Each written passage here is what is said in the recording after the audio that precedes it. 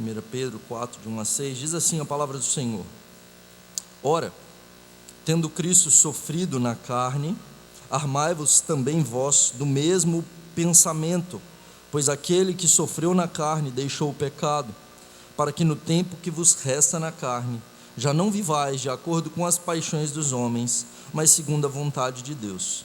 Porque basta o tempo decorrido para terdes executado a vontade dos gentios, tendo andado em dissoluções, concupiscências, borracheiras, orgias, bebedices, em detestáveis idolatrias.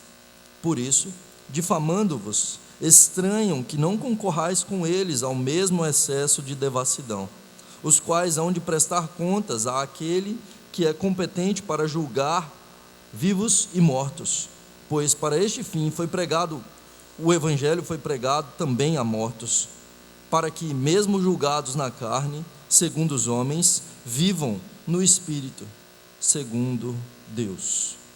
O tema da mensagem dessa manhã é como viver os últimos dias. Como viver os últimos dias. Nós não sabemos quanto tempo temos, e tendo em vista que estaremos perante o tribunal do nosso Deus, como viver os últimos dias? Os historiadores contam que na Segunda Guerra Mundial, quando os aliados desembarcaram na Normandia, em junho de 1944, isso marcou o fim da Segunda Guerra Mundial. No entanto, mesmo que esse desembarque ali marcasse o fim da guerra, onde os aliados venceriam, contudo, ainda estava por vir a Batalha das Ardenas, uma das mais sangrentas da Segunda Guerra, quando as forças de Hitler fizeram a última contra-ofensiva. A questão não é que eles tinham alguma possibilidade de reverter o quadro ou vencer a guerra, os nazistas, mas foi uma última contra-ofensiva no sentido de fazer algum tipo de estrago nos inimigos. E a nossa conversão é como aquele dia D na Normandia. O nosso futuro espiritual não está em dúvida. De fato, nós já vencemos com Cristo, nós seremos salvos. Mas mesmo com a vitória garantida, mesmo sem que haja possibilidade de derrota, amanhã para nós pode começar a Batalha das Ardenas. Nós estamos em guerra e devemos lutar, tendo a mente de Cristo. Nós temos a certeza da vitória, mas isso não nos isenta de que talvez passaremos por batalhas. Talvez passaremos por dias difíceis. E Pedro, então, ele vai falar exatamente sobre isso para nós em 1 Pedro capítulo 4. Depois de falar sobre santidade na vida, santidade nos relacionamentos, sobre como viver nas relações com as autoridades, uma vida de submissão às autoridades, nas relações de trabalho, uma vida de submissão, no lar, uma vida de submissão. Depois, então, de mostrar que nós podemos experimentar das melhores bênçãos, mesmo nos piores momentos, Pedro utiliza o exemplo de Cristo para nós, mostrando que nós devemos estar dispostos a sofrer por causa da justiça, porque assim o nosso Redentor fez. E agora, Pedro vai nos lembrar que nós vivemos em um reino diferente, não no reino dessa terra, mas a nossa pátria se encontra nos céus, e como estrangeiros e peregrinos, nós devemos viver, não com os valores desse mundo, mas com os valores do reino. Veja comigo então, o que diz no versículo 1, capítulo 4, Ora, tendo Cristo sofrido na carne, armai-vos também vós do mesmo pensamento, pois aquele que sofreu na carne, deixou o pecado. Pedro, então, em primeiro lugar, como viver os últimos dias? Ele vai dizer para nós, em primeiro lugar, que nós devemos viver tendo a mente de Cristo.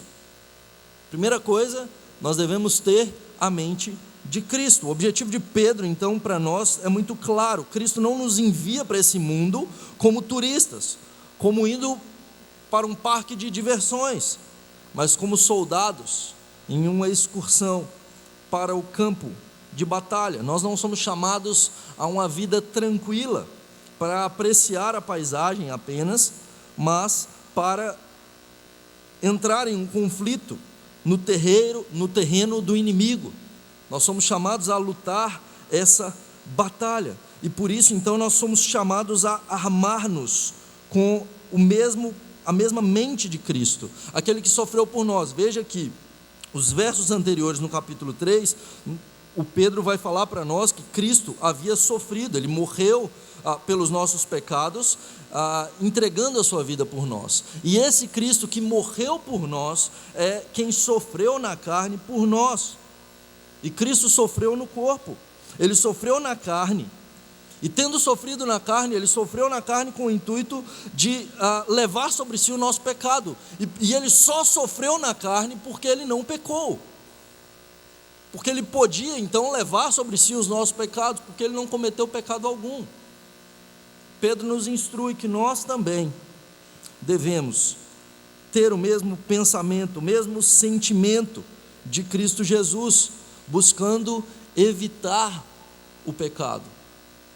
E quando ele fala que Cristo então sofreu na carne, nesse sentido que ele sofreu por nós, eu me lembro do escudo do Capitão América.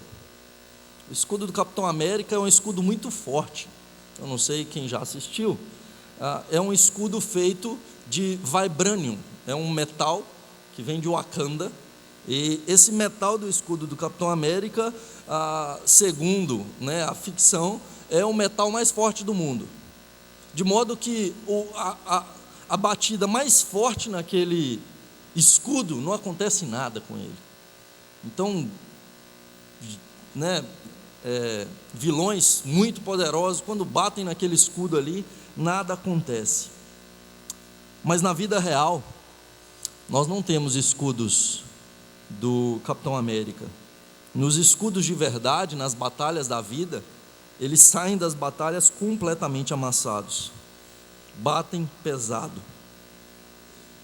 E na nossa vida, essas batidas pesadas eram para serem nós, de modo que nós não conseguiríamos suportar, mas alguém assumiu o nosso lugar e levou as pancadas no nosso lugar. É isso que Pedro diz para nós. Cristo, ele se coloca no nosso lugar e ele leva essas pancadas no nosso lugar. Só que diferente do escudo do Capitão América, o Senhor Jesus, sendo plenamente homem, ele sofreu na carne, doeu muito. Esse sofrimento não foi algo corriqueiro, foi algo profundo no nosso lugar. E entendendo o que Cristo fez por nós, nós somos chamados a agir da mesma maneira. Nós devemos armar-nos. Pedro vai usar essa palavra, de nós nos armar-nos do mesmo pensamento. Ele usa essa palavra então de armar, que é uma linguagem de preparação para a guerra. Paulo usa essa palavra lá em Efésios capítulo 6, quando ele diz que nós devemos nos armar com a armadura de Deus. E ele cita então cada parte da armadura romana, fazendo um paralelo, mostrando que nós somos chamados para a batalha, assim como um soldado, e para enfrentar uma luta. Paulo vai usar isso anteriormente para falar dessa armadura que nós devemos nos armar, dizendo que a nossa luta não é contra carne ou sangue, mas contra principados e potestades. Pedro, da mesma maneira, diz que nós devemos nos armar, nós devemos lutar, nós devemos partir para a batalha. Há alguns anos atrás esteve na moda uma pulseirinha nos Estados Unidos, e no Brasil chegou a ter também, que era What Would Jesus Do, que é o que faria Jesus. Isso veio de um livro americano, que foi traduzido também, que é Em Seus Passos, o que faria Jesus. E então no Brasil também houve-se isso, Em Seus Passos, o que faria Jesus. E é algo interessante para nós pensarmos. Armar-nos do mesmo pensamento de Cristo Jesus deveria nos levar a pensar o que Jesus faria, como Jesus agiria nessa situação. E essa mente de Cristo, como então que eu vou pensar isso? O livro ele comete muitos equívocos, porque é uma ficção, e ele começa não sei se é uma ficção, mas ele começa a aplicar coisas para coisas nada a ver, dizendo que Jesus faria coisas que não tem nada a ver com a palavra. Mas como que eu sei então o que Jesus faria? Lendo aquilo que ele fez. vendo aquilo que a palavra diz, que é a palavra de Deus. A mente de Cristo é uma mente moldada pela palavra. Então o que Pedro diz para nós é que nós devemos nos armar com a palavra. Ela é a espada com a qual nós usamos para ir para a batalha. Ela é a espada que Cristo usa quando é tentado no deserto por Satanás. A nossa mente deve estar armada com a palavra, moldada pela palavra. A palavra de Deus é quem deve nos conduzir. E Pedro continua dizendo: aquele que sofreu na carne deixou o pecado. Então quer dizer que aquele que sofreu na carne não vai pecar mais? É isso que Pedro está dizendo? Não, ele está dizendo que aquele que sofreu na carne, ele já está livre do pecado. Ele agora tem condições de obedecer a Deus. Ele não mais está disposto a praticar o pecado. Antes ele está disposto até mesmo a sofrer para obedecer a Deus. Ele está disposto ao sofrimento ou até mesmo ao martírio para não desobedecer a Deus. O arminho, que é um animal da família das doninhas, existe o arminho branco, que é conhecido pela sua pele branca como a neve e vive no norte da Europa. E esse arminho branco, ele tem um impulso, um instinto muito forte de se manter limpo, para manter-se exatamente branco, justamente como um senso de preservação, porque se ele estiver branco, ele consegue se defender e ficar parecido com a neve.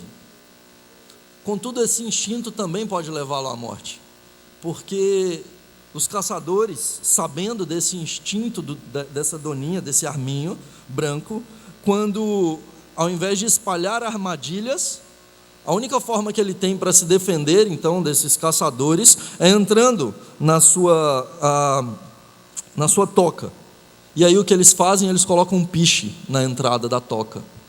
E o arminho branco, então, quando perseguido, e ele vê que tem piche na entrada da sua toca, ele não entra, para não se sujar, mesmo que para isso, então, ele não consiga salvar a sua vida. O que Pedro está dizendo é isso, que nós devemos amar muito mais a pureza do que a própria vida, ainda que isso nos leve ao martírio. O livro de 1 Macabeus, ele vai falar isso constantemente. No período interbíblico, nós temos os Macabeus sendo perseguidos pelo rei Antíoco, e o rei Antíoco, então, quando ele toma Jerusalém, ele impõe uma série de leis para Israel contrárias à palavra do Senhor. O seu objetivo era fazer um único povo, o seu objetivo era de que os povos abandonassem as suas leis. Ele sacrifica porcos no templo do Senhor. Ele faz então com que todos os povos comessem comidas imundas. Eles fazem com que os judeus comessem animais imundos e sacrificassem a ídolos, a fim de que se esquecessem da lei de Deus e transgredissem os seus mandamentos. E em 1 Macabeus, capítulo 1, verso 54 em diante, é dito assim: no dia 15 do mês de Quisleu, do ano 145, o rei edificou a abominação da desolação sobre o altar dos sacrifícios, e construíram altares em todas as cidades de Judá. Queimaram incenso diante das portas das casas e nas praças públicas, rasgaram e queimaram todos os livros da lei que encontraram. Todo aquele que tivesse em seu poder um livro da aliança, ou mostrasse gosto pela lei, morreria em virtude do decreto do rei. Era com este rigor que tratavam Israel e todos aqueles que habitavam nas suas cidades, mês por mês. No dia 25 de cada mês, sacrificavam no altar que estava levantado sobre o altar dos holocaustos. As mulheres que circuncidavam seus filhos eram mortas, conforme o edito do rei, e os seus filhos suspensos pelo pescoço. Matavam também os domésticos, os que lhe tinham feito a circuncisão. Foram muitos os israelitas que resolveram no seu coração não comer nada impuro, preferindo antes morrer a manchar-se com alimentos impuros. Preferiram ser trucidados a manchar-se com alimentos impuros e a profanar a aliança santa. É isso que Pedro está dizendo para nós. nós devemos estar dispostos mesmo ao martírio, do que a quebrar a aliança do nosso Deus. Uma vida tendo a mente de Cristo. Em segundo lugar, então, agora, depois, como viver os últimos dias tendo a mente de Cristo. Em segundo lugar, andando segundo a vontade de Deus. Veja o que diz o verso 2: para que no tempo que vos resta na carne, já não vivais de acordo com as paixões dos homens, mas segundo a vontade de Deus. Porque basta o tempo decorrido para ter executado a vontade dos gentios, tendo andado em dissoluções, concupiscências, borracheiras, orgias, bebedices e em detestáveis idolatria. No tempo que vos resta na carne. Ainda há um tempo que nos resta na carne, mas quanto tempo nós ainda temos?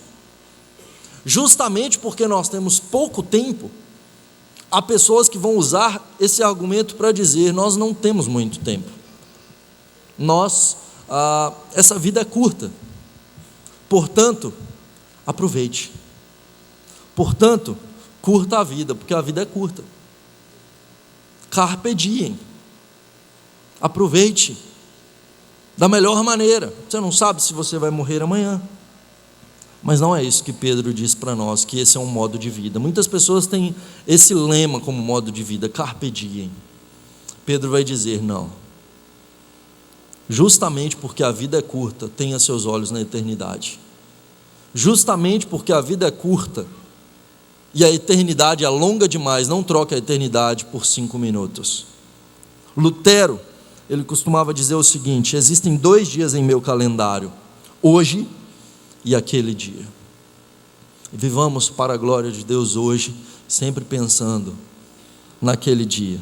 E ele vai dizer: não mais pratiquem, não mais vivam de acordo com as paixões dos homens, segundo a vontade de Deus. Então, uma vida de fato que busca andar segundo a vontade de Deus e que não mais é movida por paixões, não mais movida por sentimentos. Siga seu coração, não, siga a palavra.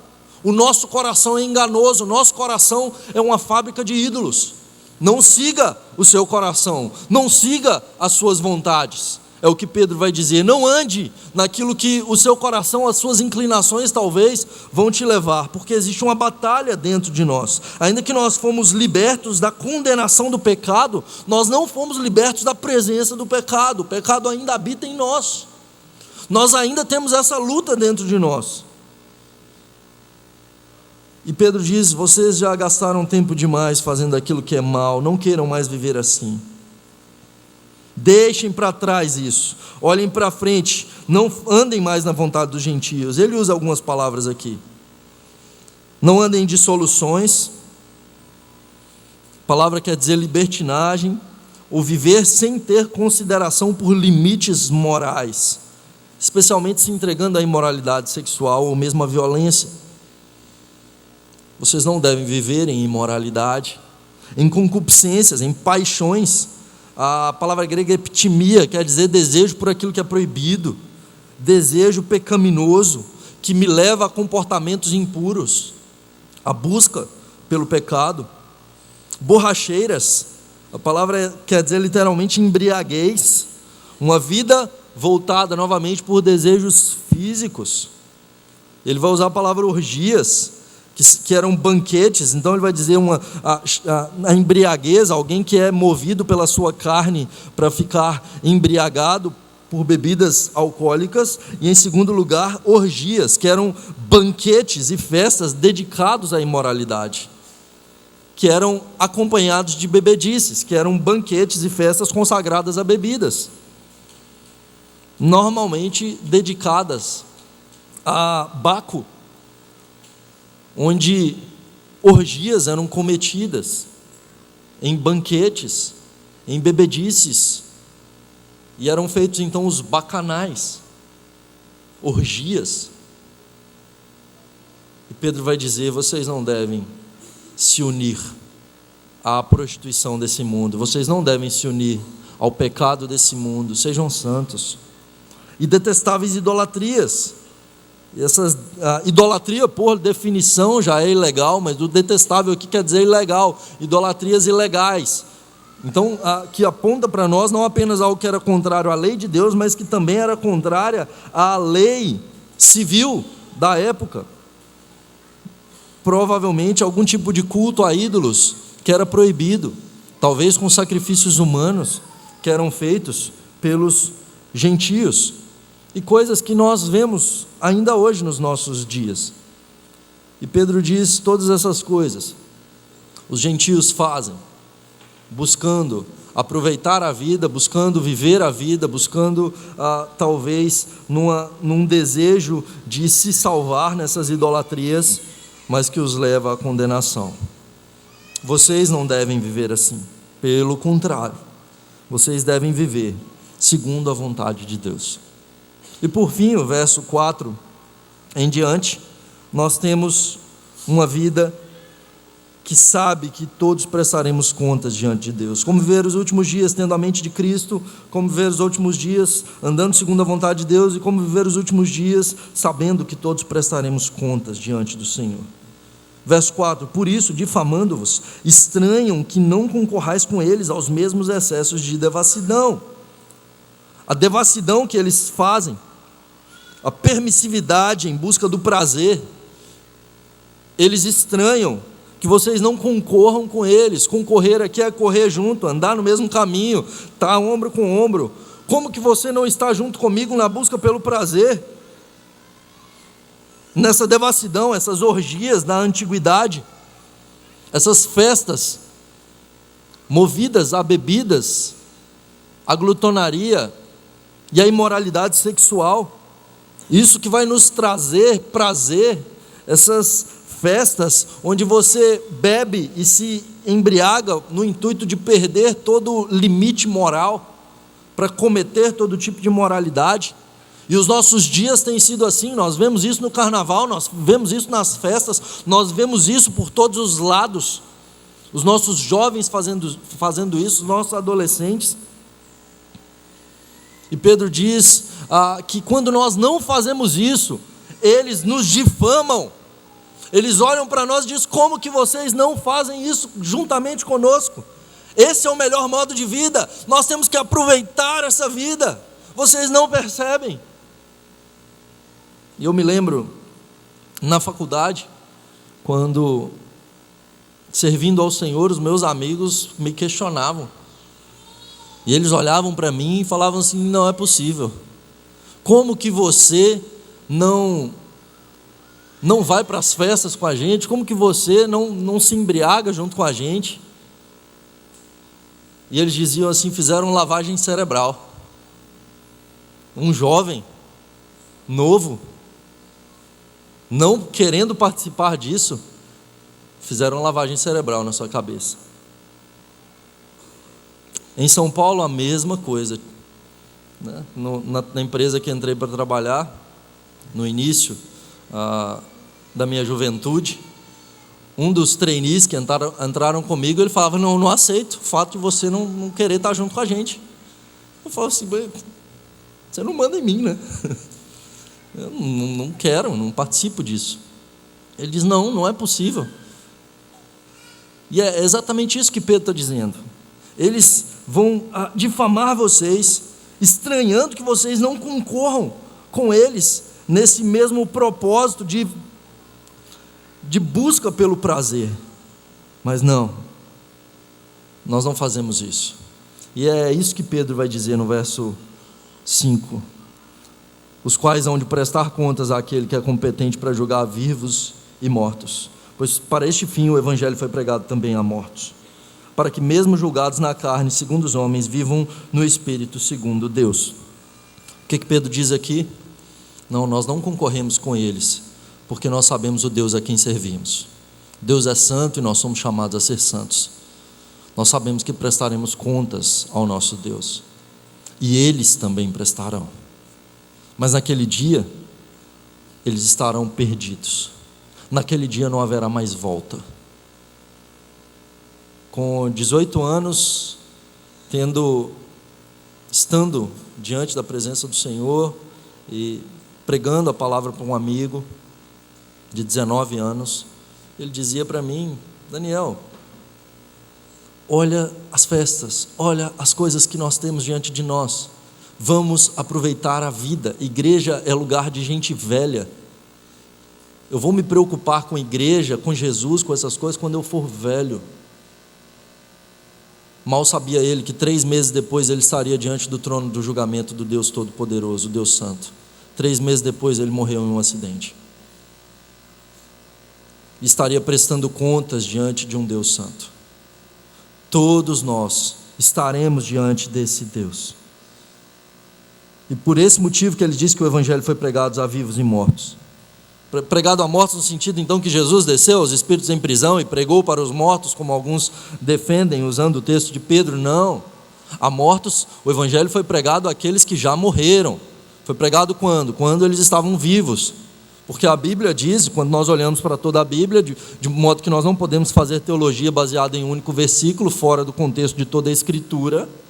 Quando nós olhamos para o texto de Hebreus, capítulo 9, 27, diz que está ordenado ao homem morrer uma só vez, vindo após isso o juízo. Morreu, vai para o juízo, não tem chance mais de ouvir o Evangelho morto. Morreu, já era. Aos mortos aqui no sentido daqueles que ouviram do Evangelho e creram na sua vida, e agora estão mortos diante de Deus, julgados na carne. Na carne por quê? Porque o julgamento do pecado é a morte, o salário do pecado é a morte, mas vivos no Espírito segundo Deus. Eles morreram na carne por causa do pecado, mas porque creram no Evangelho, diante de Deus eles estão vivos. Eles não são julgados. Já não há mais condenação para aqueles que estão em Cristo Jesus. Somos chamados a viver uma vida tendo a mente de Cristo, andando segundo a vontade de Deus, e uma vida que sabe que prestaremos contas. Nós não estamos sozinhos, nós estamos sempre coram Deus, sempre perante Deus, diante de Deus, sabendo que Ele há de julgar vivos e mortos. Somos chamados então, queridos, como aplicação, a pensar como Cristo no nosso trabalho, na nossa família, nas nossas decisões. As nossas decisões têm sido movidas baseado em finanças. As nossas decisões têm sido baseadas em conveniência. A nossa moralidade é conveniente. Se nos convém, então não tem problema ser imoral, quebrar a lei. Nós somos convidados a pensar como Cristo nas nossas decisões, a ser movidos pela palavra de Deus. E como que eu tenho a mente de Cristo se eu não conheço a palavra? Qual que é o tamanho do meu amor pela palavra de Deus? Quanto eu conheço a palavra de Deus? Você depende apenas das pregações? Ou você é alguém movido pela palavra, que ama a palavra, que se alimenta da palavra? Nós comemos diariamente, pelo menos 2, 3 vezes ao dia. Se nós não comermos dessa maneira, nós teremos inanição, nós ficaremos mal, nós não estaremos fortes, teremos anemia e complicações na nossa saúde. Mas muitas vezes espiritualmente nós estamos dessa forma, morrendo de fome, ou talvez até mortos, talvez com o Espírito Santo apagado. E é isso que quer dizer apagar o Espírito, é não dar ouvidos à palavra para obedecê-la. Nós devemos viver com responsabilidade no tempo que nos resta. Somos uma pregação viva, não temos muito tempo. Devemos viver com os nossos olhos na eternidade, vivendo hoje para a glória de Deus, na expectativa da vinda do nosso Senhor, no dia do Senhor, e viver com temor, sabendo que nós prestaremos contas. Muitas vezes quando a gente passa por uma blitz, a gente não fica meio preocupado? A gente pensa assim, será que está tudo ok? E às vezes está tudo ok. E aí você fica mesmo assim preocupado. Você fala, não, está tudo ok, não precisa ficar preocupado. Não há problema. Na última viagem que eu fiz junto com a Marina, a gente com um carro alugado, e aí virava e mexe, assim, passava em polícia, a gente estava em outro país, ela já ficava preocupada. Eu falei, e agora? Eu falei, amor, não se preocupe, está tudo ok, nós não estamos ilegais aqui, o carro está, é alugado, mas está tudo ok, documentação. Então a gente não precisa ficar preocupado, mas é importante a gente andar com temor, porque somos pecadores e a gente sabe que prestaremos conta a Deus. E Deus não é como a polícia. Deus é muito mais santo. Não há nada que podemos ocultar dele. E muitas vezes a gente vive sem temor, porque a gente diz, somos cristãos, mas as nossas obras passarão pelo fogo. O que temos edificado, o que temos construído. Que Deus nos ajude, queridos, a viver os últimos dias tendo a mente de Cristo, andando segundo a vontade de Deus e sabendo que prestaremos conta diante do nosso Senhor, com temor diante dele. Que Deus nos ajude.